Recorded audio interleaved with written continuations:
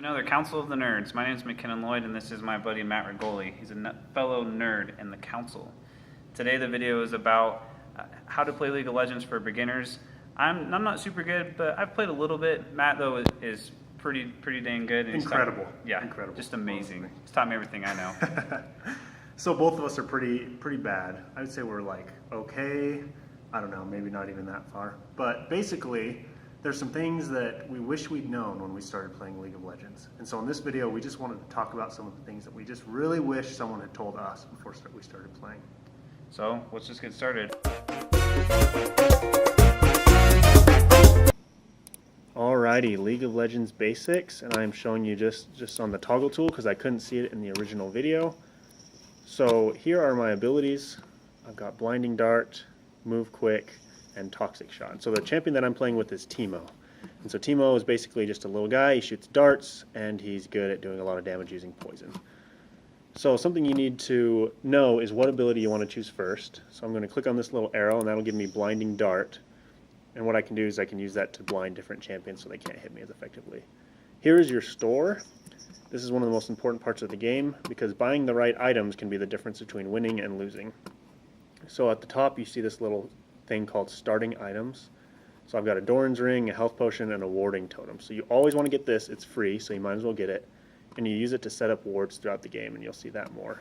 Health potion, I'll usually get one, but first I'll choose the main item I want to start out with, which is Doran's ring for Teemo because he's a spellcaster, and I use spells to do more damage. And so I'll buy that, and then with my extra $100, I will buy 2 health potions. These are the recommended items.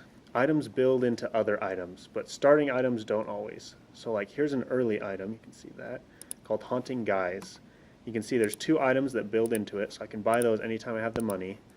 And as my money increases, I can build them into this larger item, which then builds into an even larger, better item. If you don't like these recommended items, there's a tab called All Items. You can see there's all these just little tabs and different ways to do that. Boots. Boots are good. Boots are really good.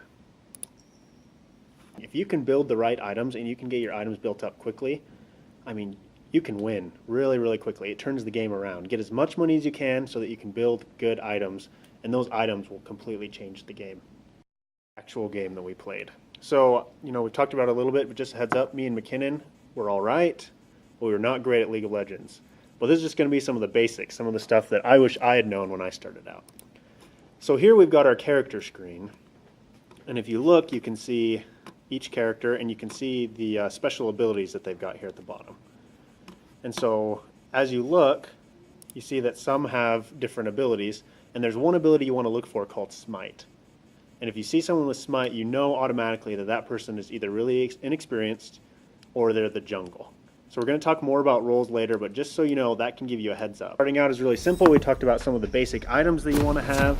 You want to get your basic item. You should have a ward. You should have at least 1 health potion, and then you should have your starting item.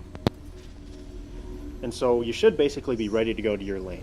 You'll notice that the jungle will go down, and what they're doing is they're going to go down and they're going to attack one of the monsters that will spawn after the minions spawn. So the purpose of the jungle is to go out to kill these monsters that are in this kind of jungly area in between the lanes, to get experience and get buffs that way, and then using that experience and using those buffs to then come into your lane at unexpected times and help you kill your enemies. And this is called a gank. And at the beginning of the game, sometimes you'll see people ask for a leash. What that really means is that the jungle just wants help getting their buffs at the beginning, because at the beginning of the game, no one's really strong. It's easy to die. And so it's just helpful to have a helpful hand. You just want to make sure when you're doing it, you don't kill the monster yourself. You'll see here in a second that when we help, we get the monster almost dead and then we leave. Otherwise, we'd steal the buff. And without that buff, basically the jungle is done for. If that jungle doesn't get the buff right off the bat, then, I mean, they don't really stand a chance. It's going to slow down their jungle. They're going to fall really behind on levels. They're going to fall really behind on items, and then they won't be able to help you out. So here you see we leave. This is me and McKinnon, by the way. And we leave the jungle with barely any health, but this jungle struggled a little bit. They didn't grab Smite beforehand, and so they have a really hard time taking down that first buff, and so that slows them down quite a bit, and you'll see how that affects it later game. This is the top lane, and up here we have Jax versus Poppy, right? And so you see Poppy is hiding in the bushes. She jumps out and she hits Jax unexpectedly. She's able to do quite a bit of damage because he doesn't know that she's there. And so doing just a little surprise like that can really change the game, can give you a big advantage. But there we see she got hit by the turret, and that turret does so much damage that it basically almost allowed Jax to get in charge. He almost died, he runs back to the turret. I mean, this is what you're going to be doing the whole game. Go out, fight, almost die, run back to the turret. It's just repeat after repeat. Yeah, when I first started playing, especially with Matt, he just told me to play it safe all the time. And really what that meant is just keep close to the turret, like he did here, and just wait for an opportunity for them to mess up. She should have ran back and got some health. She didn't. He got an opportunity, killed her. He played it safe. Right. Playing it safe is usually the best way to do it. You can take risks, but take calculated risks, you know, and especially at the beginning, maybe don't take so many risks. Because those risks, a lot of times, especially if you're going 1v1, you're going to lose most of the time. Here's our middle, Fiddlesticks, and he is just kind of running around doing what the jungle should be doing. And you can see that their jungle is in our jungle, taking all of the buffs and the gold that our jungle should be getting. But our jungle really struggles this game, and you'll see that throughout the whole game, and I'll probably complain about it just a little bit more. He got really upset.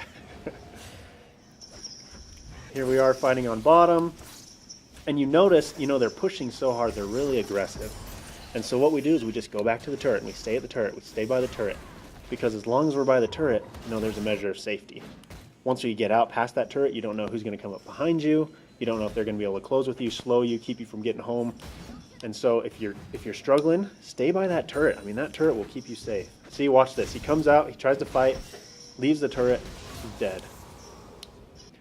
And so I've kind of jumped to a point, not super late, but a little later. And you can see that they've, you know, Poppy's pretty beat up, but they're also both pretty beat up. But Tristana jumps in like that. She's taking a calculated risk, but it did not pay off. So basically, they were both low health. They both jumped in, and they were both killed because they tried to kill Poppy under the turret like that. So we're about to give you an example, too, of what the jungle's main job is, and that's for ganks. The jungle, they live in the jungle for a while so that they can gank your lane, basically ambush you. And so here we have a prime example of a gank in waiting, right? If Poppy had been a little bit faster, she could have got in there. They both could have got in there, but Jax was able to stun the jungle and successfully get away. You'll get good as you play the game, kind of being aware when they could possibly happen. Sometimes it's just really hard to know, and it's just luck of the draw. But if you just pay attention to the mini-map, try to watch where people are, and if you see that the person that is primarily their jungle disappears near your part of the screen, then that's a good time to just play it safe and just be a little cautious until you see them somewhere else on the map. The prime purpose of holding your lane is to be able to push your lane. Because once you can get a tower, your minions are able to destroy the other minions more easily. And the more towers you get, the more ability you have to roam the map and help your teammates. Because your minions are able to push further and further and further. And the less ability your enemy has to be able to push and to roam and to try to get your teammates. And so the more towers, the quicker you can get your towers, the better for your team on a whole. Because it really gives you a lot of flexibility. One important thing that a jungle can do is they can kill dragon. Here's a snapshot of our team slaying dragon. And when you kill dragon, what it basically does is it buffs the whole team. Now in this game, we didn't do something else that we could have done. It actually ended really quickly and we didn't have a chance. But there's another buff that you can get called Baron. And he's really big, really hard to kill, but when your team gets Baron, it basically buffs your minions so that your minions annihilate your enemy minions. It makes it really easy to push lanes farther and faster. And for those who are not used to League of Legends yet, if you're not sure exactly what Matt meant by buffs, it really just means just little add-ons to your abilities that you have for a little bit of time, like extra health, extra attack damage, just things like that. So if you watch, after we destroy this tower, we immediately go after this kind of weird-shaped little floaty crystal thingy. And what happens is when you destroy that, you get these super minions that come in.